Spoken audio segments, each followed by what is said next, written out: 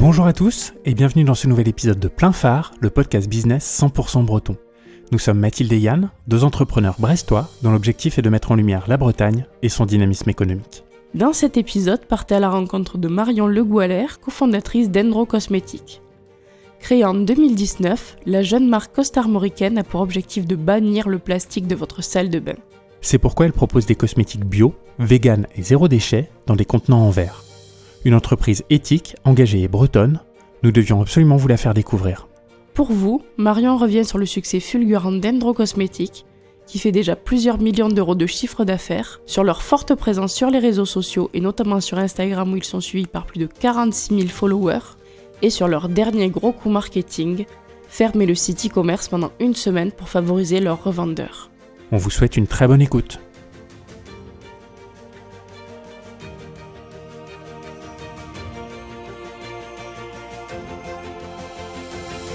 Bonjour Marion, merci de nous rejoindre pour un nouvel épisode de Plein Phare. Est-ce que tu peux commencer par te présenter et nous présenter Endro s'il te plaît ? Bonjour, donc du coup moi c'est Marion Le Goualer, j'ai 28 ans, je suis originaire de Lannion et avec mon copain Boris Le Goffic, donc on a créé notre entreprise en 2019 qui s'appelle Endro Cosmétiques et on fabrique des produits cosmétiques et d'hygiène 100% d'origine naturelle et surtout zéro déchet. En fait, l'idée, c'est que ce soit des produits un peu inspirés du do-it-yourself, donc des produits faits maison. Et vous êtes basé où ? Et on est basé à Lannion. Et est-ce que tu peux nous dire quelle est la genèse d'Endro Cosmétiques, d'où est venue l'idée et qui l'a eue ? La genèse d'Endro Cosmétiques, en fait, il n'y avait pas trop lieu d'être créé, en fait, au début.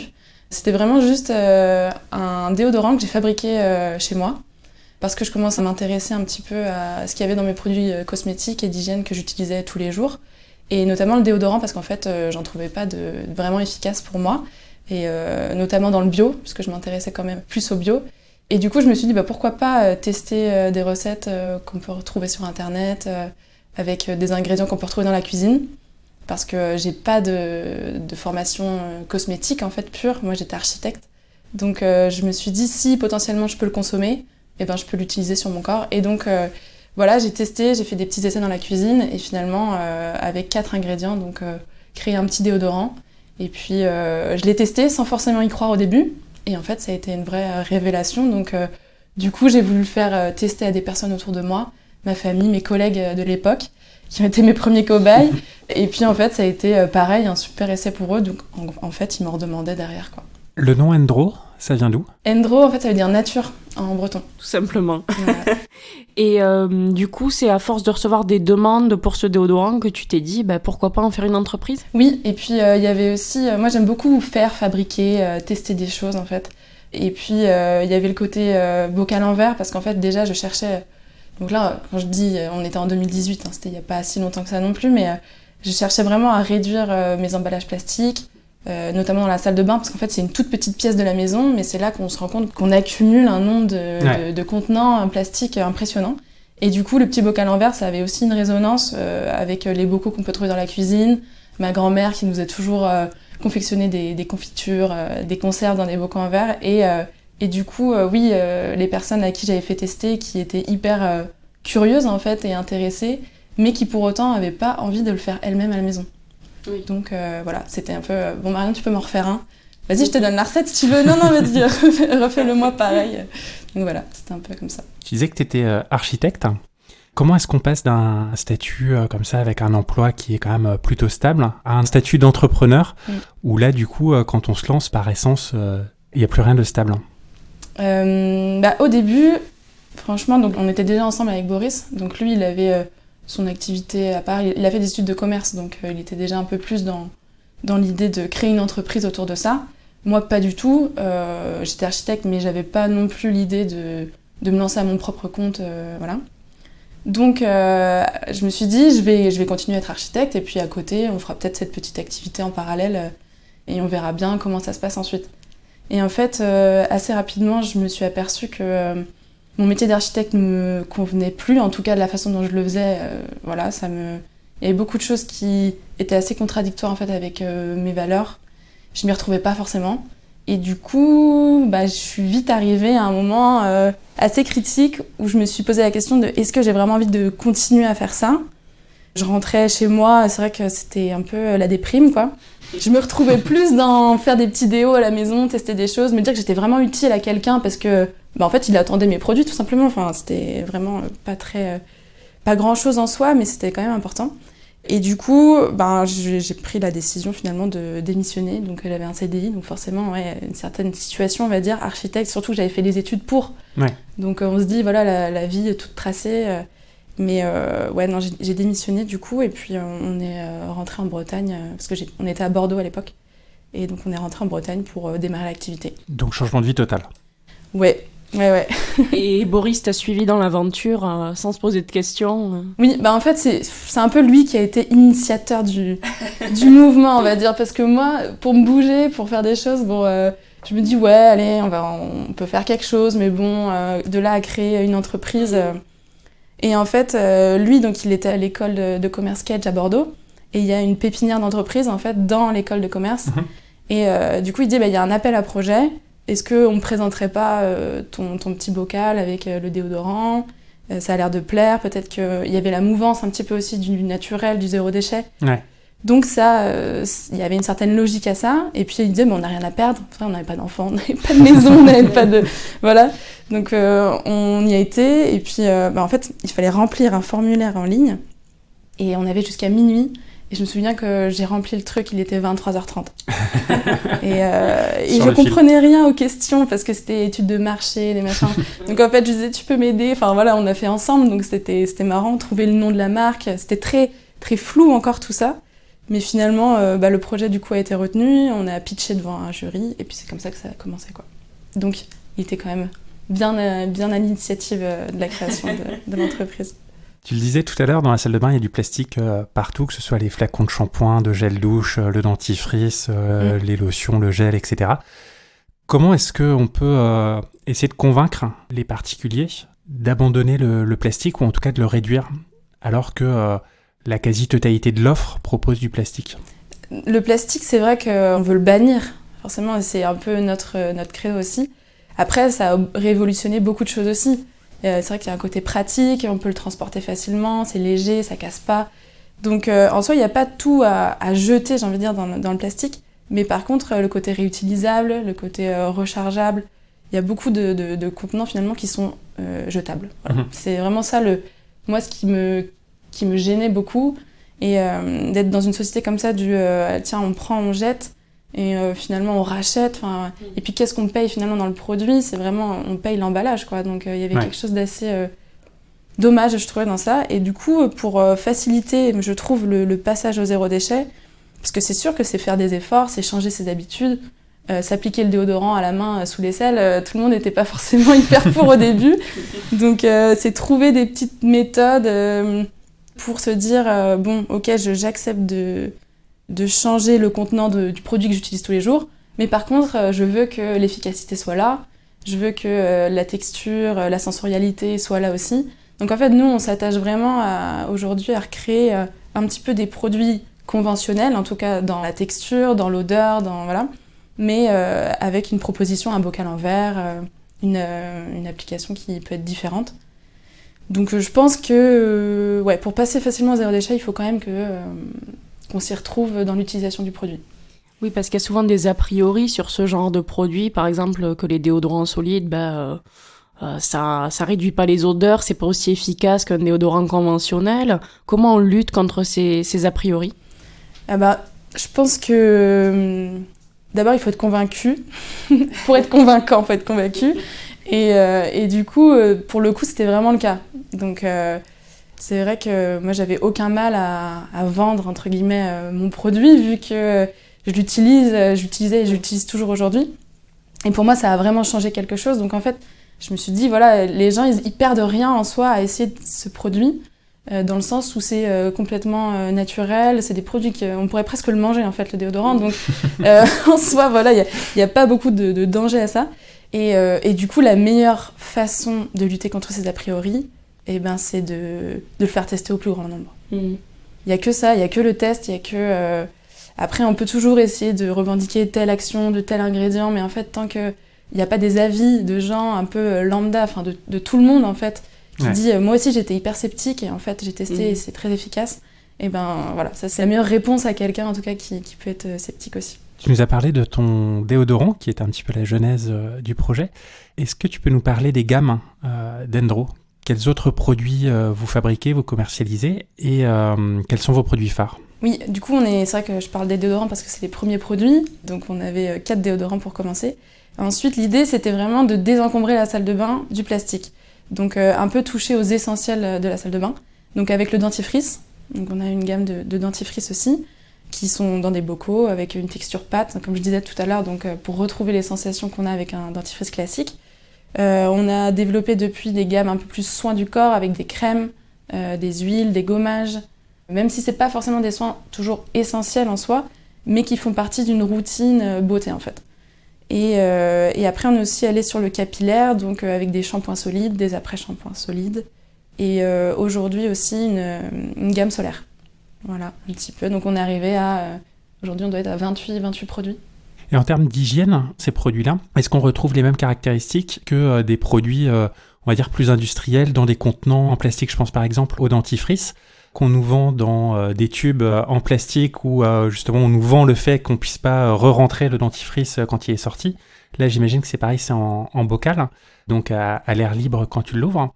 Est-ce qu'il y a une différence en termes d'hygiène entre ces deux types de produits ? Oui, on nous pose souvent la question de l'hygiène en fait du produit en lui-même.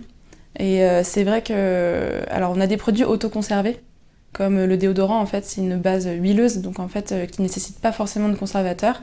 Et on aura beau mettre le doigt dedans, voilà, l'utiliser, le laisser ouvert, ce genre de choses-là, en fait, il y a d'infimes chances pour que vraiment le produit moisisse, donc quasiment aucune. Donc ça c'est une première partie. On a vraiment pris le parti de formuler au plus simple, au plus court. Si on peut se passer des conservateurs, parce que ça peut être allergisant, ça peut être des perturbateurs endocriniens pour certains. Donc en fait, on s'est dit, si on peut les retirer, on le fait, quoi. Pour le dentifrice, par exemple, c'était un vrai challenge, parce que du coup, on voulait avoir une texture pâte, une texture crémeuse, qui se délite facilement en bouche et qui mousse. Et en fait, souvent, on va se dire, bah oui, il faut de l'eau, parce qu'en fait, sinon, on arrive à quelque chose de solide.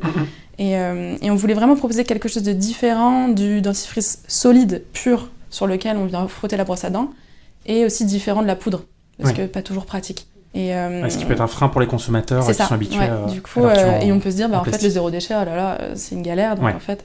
donc la texture pâte, le challenge, ça a été de ne pas mettre beaucoup d'eau pour justement se passer des conservateurs. Et donc, ça a été le cas. Donc aujourd'hui, il n'y a pas de conservateur dans ces formules. Par contre, c'est vrai que si on vient mettre sa brosse à dents mouillée tous les jours dedans, ça peut être compliqué. Donc en fait, nous, on propose une petite spatule en bois aussi, qui permet de prélever la pâte finalement, de l'appliquer sur la brosse à dents. Et comme ça, l'eau est jamais au contact du produit. Après, on peut aussi tremper sa brosse à dents sèche dans la pâte et ensuite venir la mettre sous l'eau pour l'humidifier si on veut. Mais il y a des petites habitudes d'utilisation qui sont un peu obligées d'être changées des fois. Ouais. Mais du coup, vous éduquez aussi un petit peu à ces nouveaux modes de consommation. À fond. Et comment ça se passe, la création d'un produit ? Est-ce que c'est, par exemple, vous qui avez l'idée de créer un nouveau produit, ou est-ce que c'est les consommateurs qui vous disent « j'aimerais bien avoir ça dans ma salle de bain ». Comment ça se passe ? Au début, c'était beaucoup nous qui prenions un peu les décisions. Bon, après, en regardant ce qui était demandé sur le marché, ce qu'il y avait déjà, ce qu'il n'y avait pas. Mais aujourd'hui, on est beaucoup plus dans un processus de co-création. Donc, on va sonder à la fois notre équipe, parce qu'aujourd'hui, on est arrivés nombreux. On était 2 il y a 3 ans et demi, mais là, on est quand même 35. Donc, ça commence à être un bon panel. Donc, on sonde l'équipe, on sonde les magasins aussi avec lesquels on travaille. Pareil, ça représente aujourd'hui 3000 points de vente, donc on peut avoir pas mal de retours. Et surtout, la communauté qu'on a réussi à créer sur les réseaux. Donc, sur Instagram, on est à 46 000 abonnés. Donc, voilà, on a de quoi aussi avoir des retours. Et après, c'est de voir la pertinence de certaines demandes aussi. Est-ce qu'on est en capacité de le proposer ? Par exemple, ce qui revient beaucoup, c'est le gel douche. Le gel douche, aujourd'hui, tout le monde en utilise, la plupart des gens en utilisent. Je sais que le savon, le pain de savon, pour certains, c'est compliqué. Même si moi, je vois pas forcément le côté compliqué en soi, mais oui, il y a un côté sensorialité, un côté moment sous la douche, en fait, qui peut être différent, et praticité d'utilisation. Et en fait, aujourd'hui, le gel douche, concrètement, dans un bocal en verre, on voit pas comment le faire. Mais voilà, c'est trouver, est-ce que il y aurait un pack spécial, un verre un peu incassable, ou est-ce que c'est une bouteille en alu, mais du coup on n'est plus sur le bocal en verre. Enfin, voilà, on se questionne un petit peu sur ces choses-là aussi pour répondre aux besoins, quoi. Oui, c'est vrai qu'on en avait discuté avec Séverine Palu de Maquibel qui avait un petit peu le même problème, qui voulait faire des gels douche dans des bocaux en verre, mais au niveau de la réglementation, ça passait pas du tout, donc pour l'instant... Ouais, après, le verre dans la douche, c'est quand même toujours un peu dangereux, un petit risque, quoi. C'est sûr. Est-ce que tu peux nous faire, à coup de serpe comme ça, le portrait robot de tes consommateurs ? Qui est-ce qui achète les produits Endro ? Il n'y a peut-être pas une seule personne, je dirais, mais au moins 2. On a, je dirais, la maman qui vient d'avoir des enfants, ils ont peut-être déjà 3-5 ans, qui se rend compte que il y a beaucoup de produits, qu'elle ne sait pas forcément ce qu'il y a dedans, et donc elle peut se poser un peu plus la question de qu'est-ce que j'applique sur mes enfants tous les jours. Et puis même pour elle aussi, parce que je pense que peut-être qu'elle utilise les mêmes produits depuis des années, mais sans trop forcément savoir ce qu'il y a dedans non plus. Et puis il y a peut-être une prise de conscience un petit peu sur ça. Et aussi par rapport à l'environnement, aujourd'hui on en parle tout le temps. Donc je pense qu'elle se pose la question de comment je peux apporter un peu ma pierre à l'édifice, on va dire, et qui s'intéresse au bio aussi. Consomme facilement en Biocoop par exemple, ou en épicerie vrac. Donc je pense que ça c'est la femme de 40-45 ans qui prend conscience un petit peu de tout ça. Mmh. Et puis on a aussi la femme qui démarre un petit peu dans la vie active, vers 25, entre 20 et 25 ans je dirais, qui a un pouvoir d'achat un peu moins important, mais qui se dit qu'en fait finalement, on le dit aujourd'hui, ce qu'on achète c'est un peu...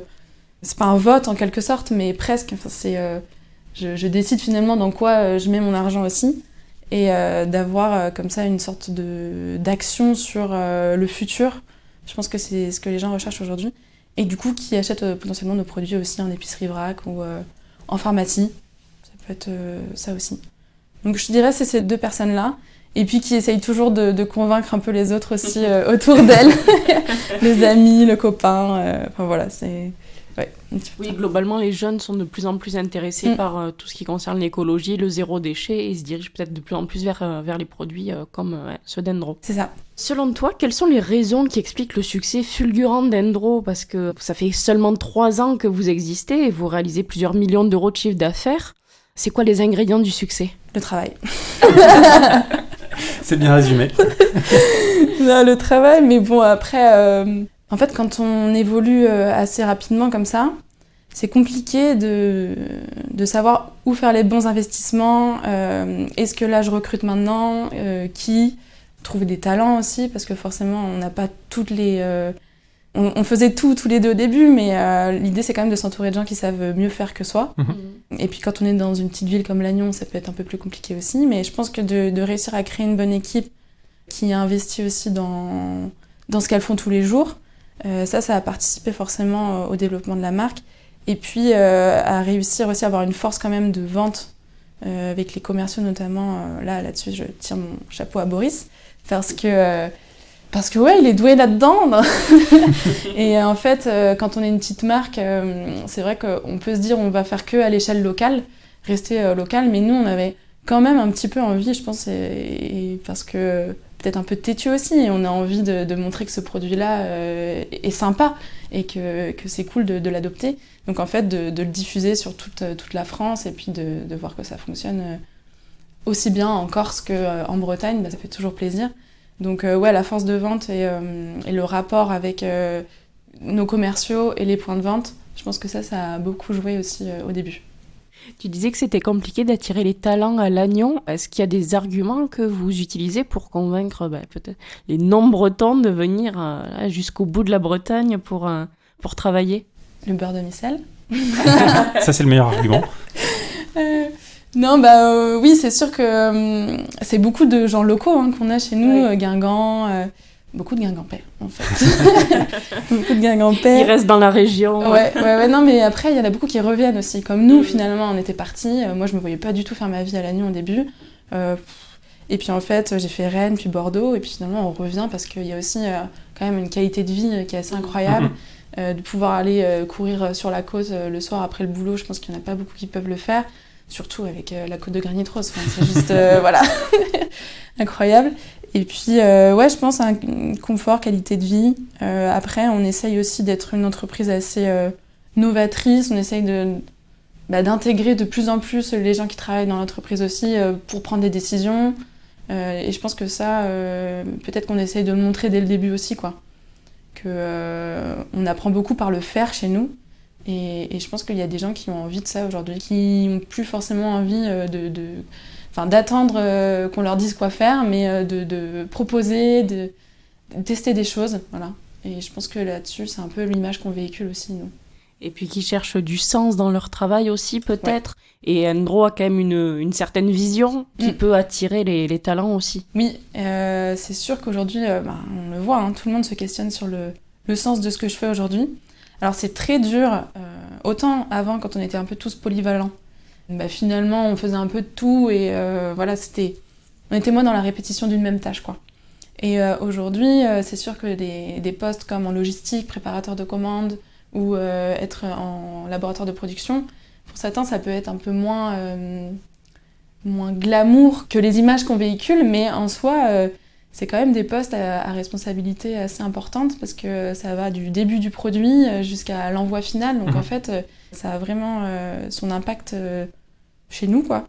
Et du coup aujourd'hui c'est sur ces postes-là où c'est un peu plus compliqué de recruter, mais voilà, après je pense qu'il faut venir visiter, on est quand même assez ouvert aux visites aussi.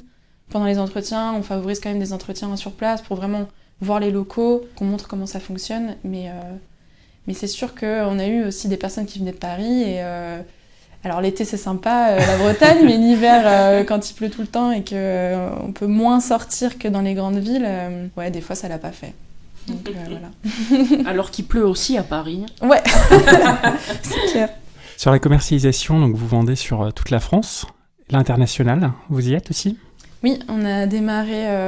Alors, c'était pas forcément quelque chose vers quoi on voulait aller aussi vite, mais en fait, c'est des magasins ou des distributeurs qui nous ont contactés de l'étranger, qui ont vu un petit peu ce qu'on faisait et qui étaient intéressés, ou qui ont pu même tester en venant en France, peut-être sur un marché qui nous ont découvert ou autre. Et en fait, du coup, on s'est développé un petit peu en Espagne, donc c'était surtout dans les pays frontaliers, Allemagne, Belgique, Luxembourg, donc voilà. Et puis aujourd'hui on a recruté une responsable export, donc on a un petit pôle export qui s'est créé avec aujourd'hui 3 personnes, et l'idée c'est d'essayer d'aller voir les pays un petit peu d'Europe, Europe du Nord, Europe de l'Est, et on a même la Nouvelle-Zélande qui était intéressée, qui nous a passé une petite commande, donc comme quoi ça part un petit peu loin aussi, mais on se dit il y a un petit bout de Bretagne un peu partout, donc c'est chouette.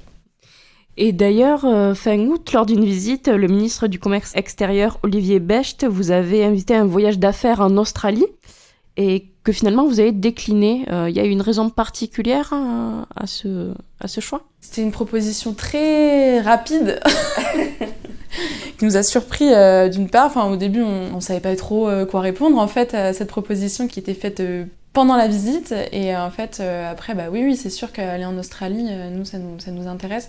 Après c'était une mission quand même sur un temps très court, c'était sur 2 jours, qui était un petit peu coûteuse aussi, hein, voilà, on va parler honnêtement, et du coup c'était un petit peu compliqué de préparer tout ça, sachant qu'on avait beaucoup d'échéances là en cette fin d'année, voilà, on a des sorties de produits, on va avoir un nouveau site aussi qui va être créé, donc beaucoup d'échéances et pas beaucoup de temps pour préparer tout ça. Mais quand même, ils nous ont envoyé des bons contacts. Parce que du coup, on est resté en contact avec eux. Et après leur voyage, ils nous ont envoyé des contacts qu'ils avaient eu là-bas. Donc, super chouette. Donc, ça a servi un petit peu quand même aussi. Ouais. En parlant de lancement de produits, vous avez lancé une gamme solaire. Par contre, vous l'avez lancée de manière un petit peu spéciale, enfin pas complètement traditionnelle. Vous avez utilisé une campagne de crowdfunding sur Ulule. Pourquoi est-ce que vous avez fait ce choix du crowdfunding au lieu de lancer directement les produits comme vous avez pu le faire pour d'autres? Ouais, Ulule, c'était pas la première fois du coup, parce qu'on avait vraiment, nous on est nés via Ulule en fait. On avait lancé nos 4 déodorants sur Ulule en juin 2019, et en fait sans vraiment mesurer l'impact que pouvait avoir ce type de plateforme de financement participatif. Et en fait pour la gamme solaire, on s'est dit c'est quand même... les produits solaires, c'est assez particulier. C'est pas des produits qu'on peut fabriquer à la maison facilement. Donc déjà, on sort un petit peu de ce qu'on a l'habitude de faire. Et il y a des frais de développement qui sont quand même assez coûteux. Donc on prenait un peu plus de risques que sur d'autres lancements de gamme qu'on peut faire. Et du coup, on voulait quand même avoir une sorte de validation marché, d'être un peu sûr finalement que ces produits-là étaient attendus aussi, même si on avait déjà eu des demandes, mais c'était vraiment une façon pour nous de le vérifier. Et puis pour montrer aussi au magasin que ça pouvait intéresser des personnes en fait d'avoir ces produits-là. Donc c'était une sorte d'étude de marché grandeur nature, quoi. Voilà.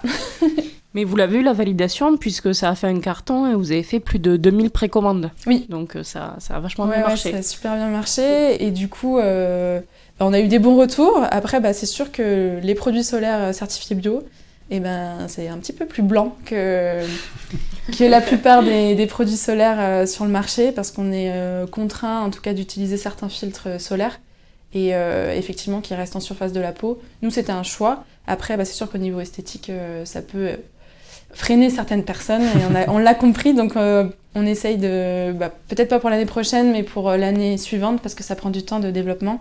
C'était quasiment 1 an et demi de développement sur ces produits-là donc voilà, voir si y a des nouveaux ingrédients aussi qui sortent et qui pourraient améliorer ce côté-là.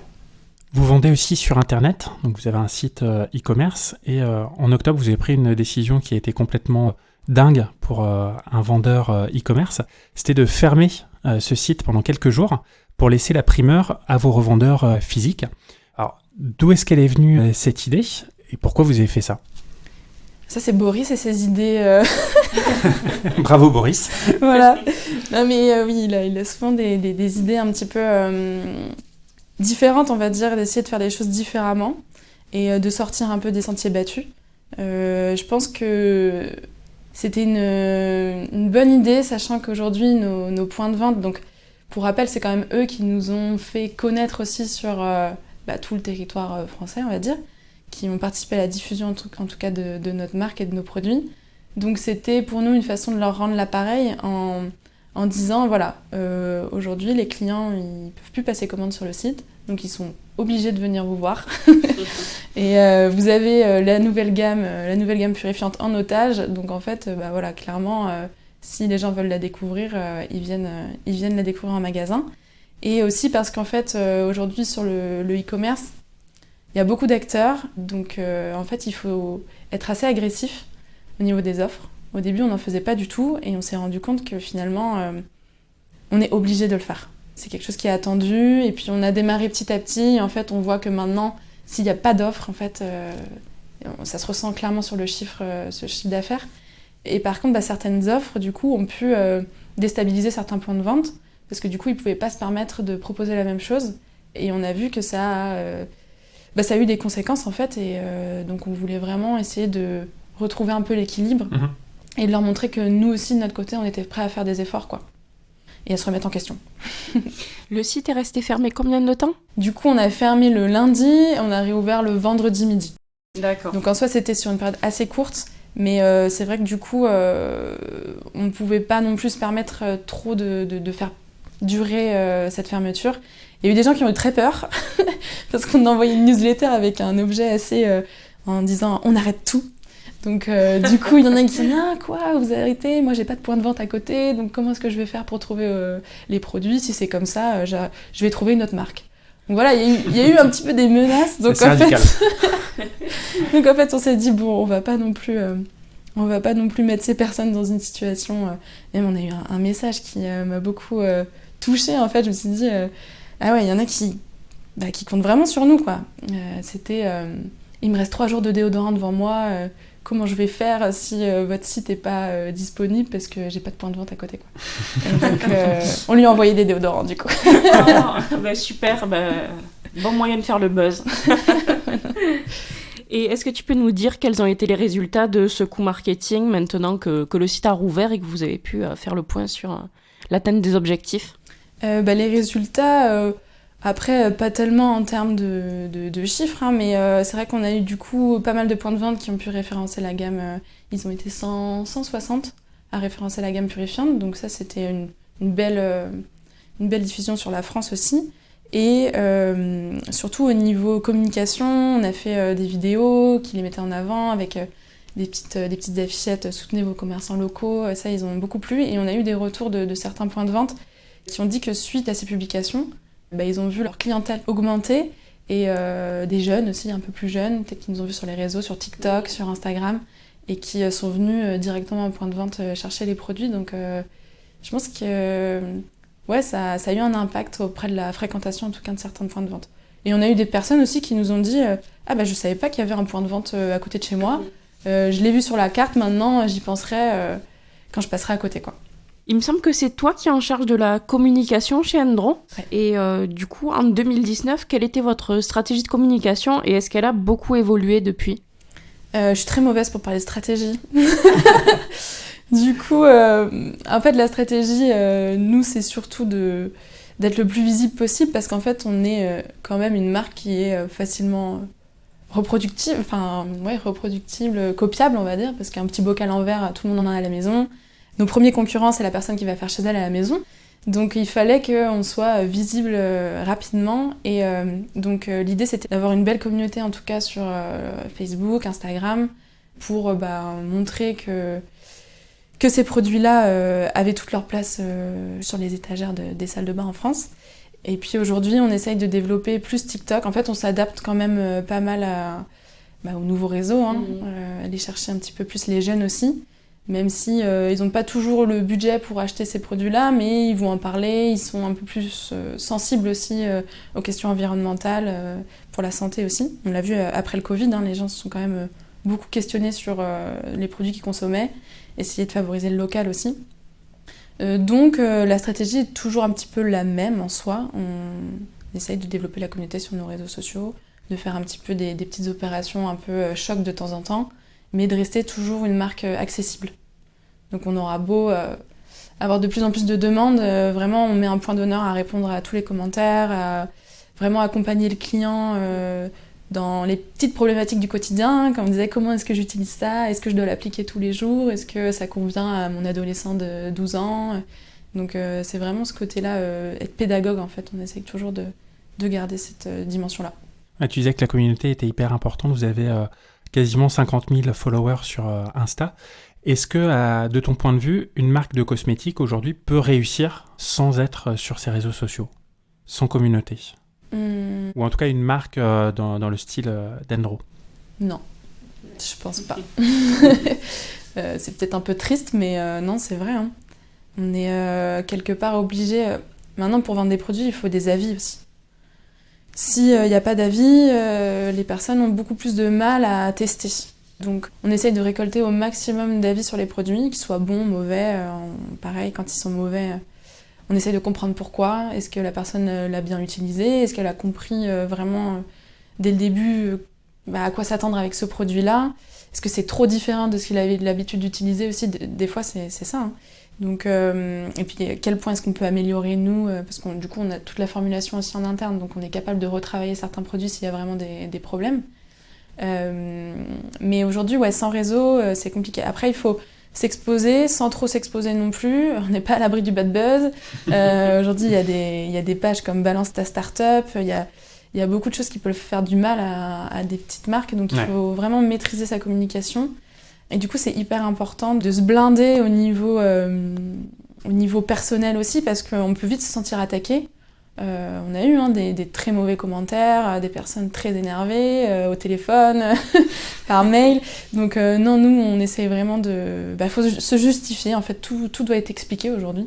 Donc d'où la transparence, besoin de transparence. Je pense que là-dessus, de toute façon, maintenant, on peut plus y échapper. Et il faut rester vrai dans ce qu'on fait, quoi.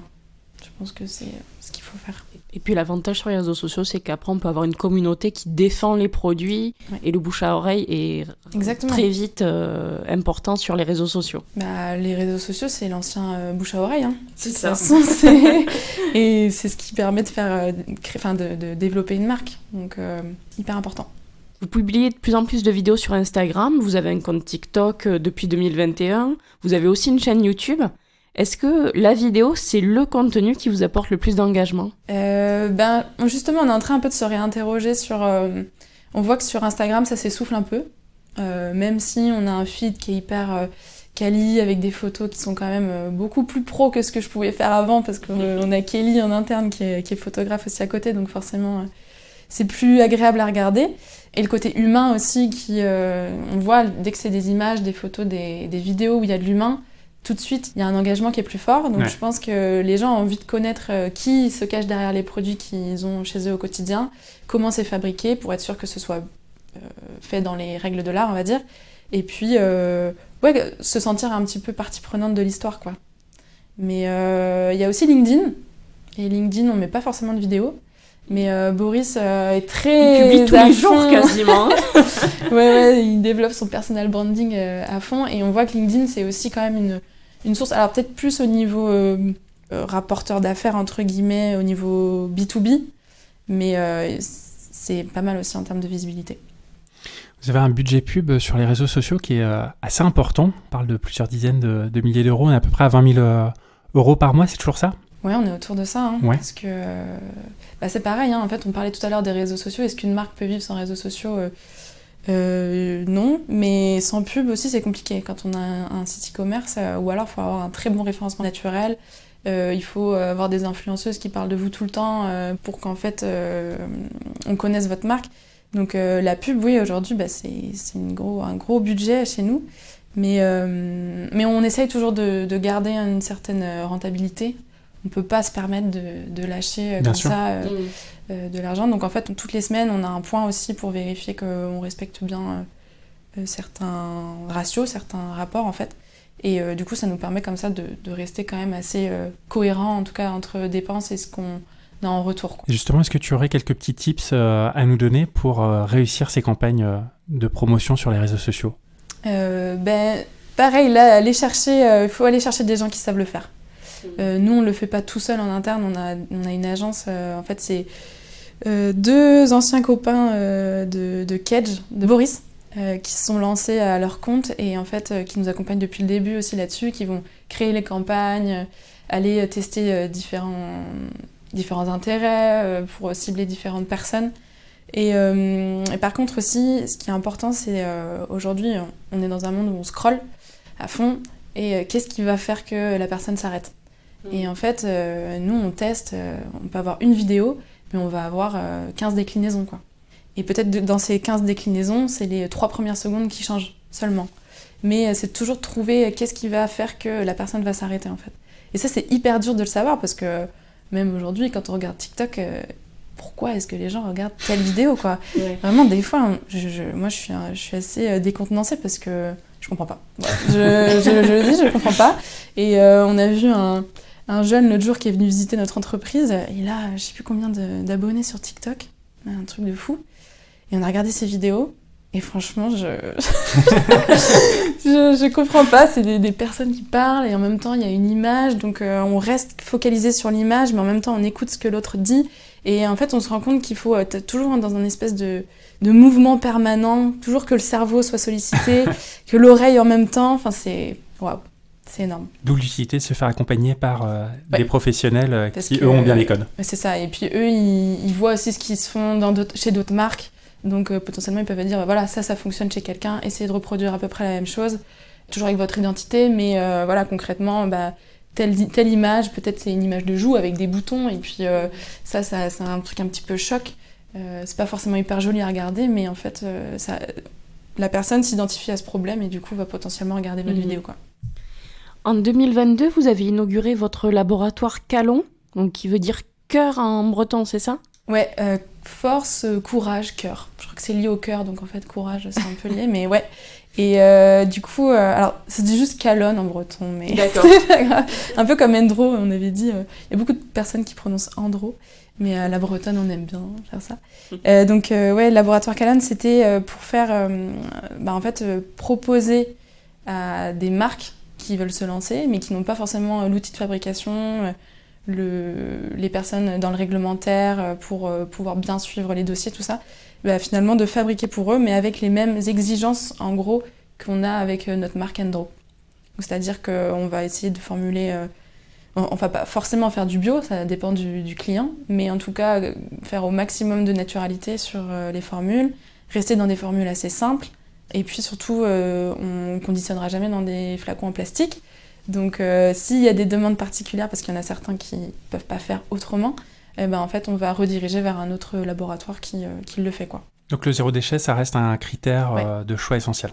Et qu'est-ce que vous proposez comme prestation aux marques? De l'emballage, de la sous-traitance? En fait, nous, on peut proposer concrètement de A à Z d'accompagner une marque. Peut-être c'est quelqu'un qui va avoir une idée d'un produit ou qui a vu un actif, tel ingrédient qui serait incroyable, je sais pas moi, pour le teint de la peau, pour la brillance des cheveux, enfin bref, qui veut développer un produit autour de ça. Et nous, on peut créer la formule, faire le réglementaire pour lui, fabriquer dans notre laboratoire, le mettre en bocal et puis l'envoyer à ses clients presque. Donc on peut vraiment faire de A à Z. Ou alors il va arriver avec sa formule. Donc nous on n'a pas accès à cette formule. On sait juste comment la fabriquer. Donc on a les ingrédients, on a le process de fabrication peut-être. Et puis derrière on lui livre le vrac. Et derrière il se débrouille pour le mettre dans ses contenants et puis après le livrer à ses clients. Donc c'est vraiment du sur-mesure. D'accord. Merci beaucoup Marion de nous avoir emmenés dans les coulisses d'Endro. Avant de te laisser repartir, on avait juste 3 questions pour conclure l'entretien. La première, quel est ton endroit préféré en Bretagne ? Après ça peut être un peu classique, mais moi je dirais quand même Trégastel. Mais Trégastel, il n'y a pas une plage en particulier, mais justement parce qu'en fait il y a beaucoup de plages différentes. En fait c'est l'endroit où il y a 3 plages. On a la Grève Blanche, la Grève Rose et puis la plage des Curés. Et en fait, les 3 plages sont vraiment différentes, c'est-à-dire qu'on peut presque suivre un peu la course du soleil et puis avoir toujours un peu le soleil dans le bon sens sur la journée. Et puis, il y a des sables différents, il y a un sable hyper blanc, très doux sur la Grève Blanche. Après, on va avoir la Grève Rose avec un sable un petit peu plus épais qui va faire mal aux pieds, mais qui en même temps fait des petits massages, voilà. Et puis la plage des Curés qui est beaucoup plus familiale, très petite, à l'abri du vent. Et moi, quand j'étais petite, on allait là-bas et on jouait dans les rochers. Et ouais, j'aime bien cet endroit. Qu'est-ce que c'est pour toi être bretonne ? Je pense que c'est un peu tête brûlée. Tête brûlée, pas avoir peur de tester des choses. Alors moi, je suis pas forcément non plus la pire tête brûlée. Je pense que Boris est au-dessus de moi, clairement. Mais partir un petit peu à l'aventure, sortir des sentiers battus. Pas forcément vouloir forcer les choses, mais proposer. Être un peu plus dans le côté tiens, regarde ça, ça peut être sympa. Enfin, je trouve qu'il y a une certaine forme de tolérance aussi, d'ouverture d'esprit. Je pense que ça résume pas mal les Bretons. Et quelle est pour toi l'entreprise à suivre en Bretagne ? Quelle est l'entreprise qui t'inspire ? Qui m'inspire, en fait, il y en a beaucoup. Je trouve qu'en Bretagne, y a plein de personnes un petit peu comme nous, je pense, qui ont envie de tester des choses. Je pense à la marque Anaod, qui fait des vêtements en tissu recyclé. Il y a aussi la Minette qui fait des culottes menstruelles. Mm-hmm. Ouais, je pense que je penserais à ces 2-là en premier, parce que c'est des personnes avec qui on a été en contact aussi, avec qui on a pu faire des jeux concours, des choses qui ont pu plaire aussi à notre communauté. Et je pense que le prochain défi aussi, c'est aussi dans l'industrie du textile, quoi. Essayer de faire les choses un peu différemment. Là, j'entendais encore en venant à la radio que en France, il y a un chiffre énorme, 2 milliards de t-shirts qui sont achetés par an. Mais je pense que c'est plus que ça encore. Donc se reposer les questions un petit peu sur ce qui est vraiment nécessaire en utilisant la méthode bisou, que j'aime bien. Savoir c'est si quoi c'est cette vraiment... méthode ? C'est est-ce que j'en ai vraiment besoin ? Est-ce que c'est immédiat ? Est-ce que j'en ai besoin maintenant ? Est-ce que j'ai pas quelque chose déjà de similaire ?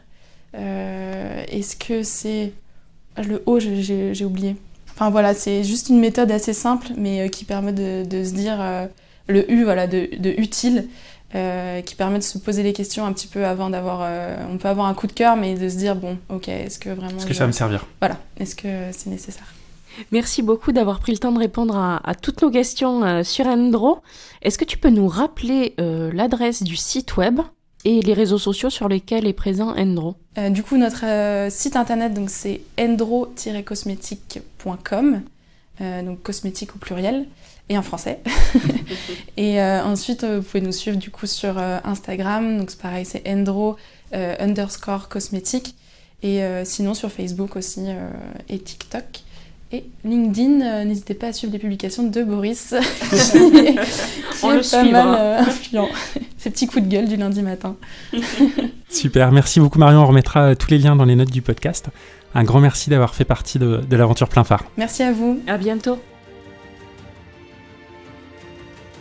Un grand merci à Marion Le Goualer de nous avoir amenés dans les coulisses d'Endro Cosmétique. Nous espérons que cet épisode vous a plu également.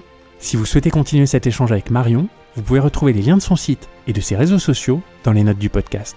Merci à vous pour votre écoute, on se retrouve d'ici 15 jours pour un nouvel épisode. Retrouvez-nous sur nos réseaux sociaux Instagram, LinkedIn et Facebook ou sur notre site pleinphare-podcast.fr. N'oubliez pas de nous laisser un avis sur votre plateforme d'écoute favorite si l'épisode vous a plu. À très bientôt!